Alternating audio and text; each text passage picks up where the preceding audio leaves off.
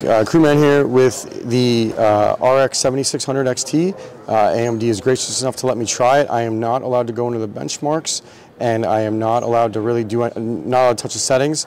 But I can tell you that this is. You said this was RT low. This is running RT low, and it's pretty impressive. They're telling me it's getting above 60 FPS.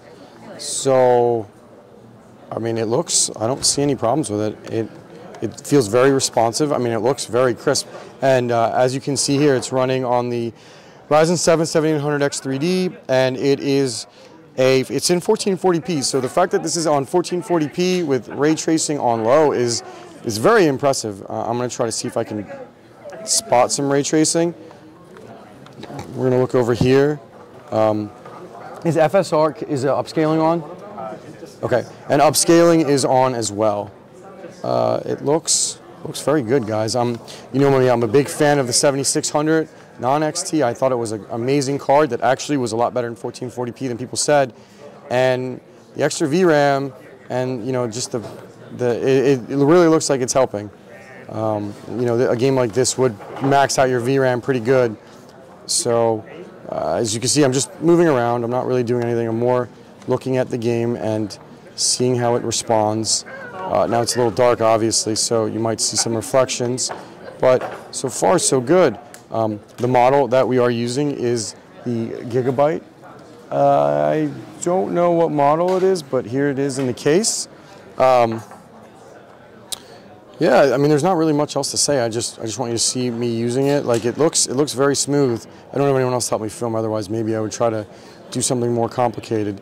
But I like this card. Now, look, I do want to preface that I understand that this is on a really, really good CPU, but it's in 1440. So the CPU, while it gives you a little bit, it shouldn't give you too much. Like, if I tested this on my test bench, which has a 5600X from last generation, I would expect it to probably be within maybe like 10 frames per second.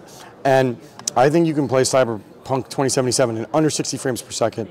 They're telling me this is over. My 4090 only gets about 45 frames per second when I run it at its most obnoxious settings. So like, I'm pretty happy with it, guys. Now let me move over to another PC because they let us have multiple. This is another one. It's also on a 7600. And what game is this? Immortals of Avion. Okay. Oh, sorry. This is Immortals of Avion. And I've never played this before, but I'm just looking at it. It looks pretty responsive. I'm assuming the settings are the same across all the GPUs, that it has ray tracing if the game provides it on low. I've never played this game, so I can't tell you if it's on low or not, but it is using the Hellhound, the smaller 2-fan model, but this is good. Looking up and down, I thought I saw a little bit of a stutter, but I don't. Like, it's very responsive. Again, I'm a big fan of the 7600, so I really have nothing bad to say about this one. I'm trying to shoot this guy. Nope. Oh, I got him. It looks like it's just the training area. Let's look over here and just see what it looks like. Far away. Oh, someone else is shooting me. Want to look. It looks very nice, very smooth.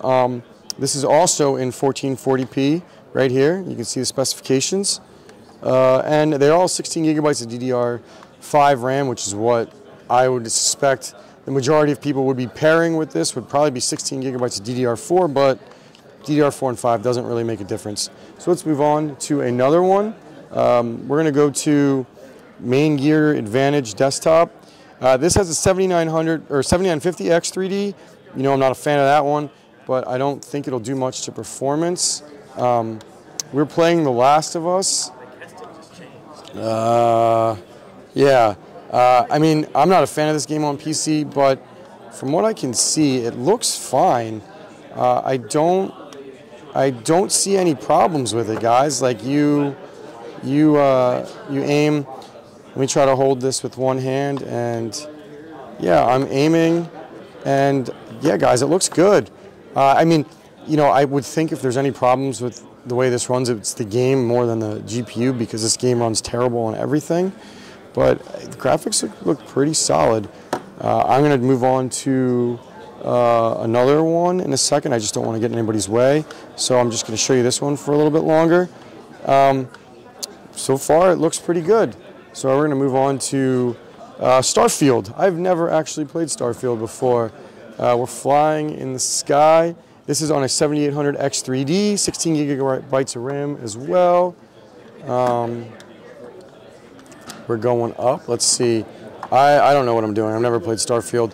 The graphics look fine though. I know AMD GPUs traditionally were running better on Starfield. I don't know what build this is. It doesn't tell you the build or anything, and I'm not gonna, I'm not gonna assume. I'm just gonna tell you what they are.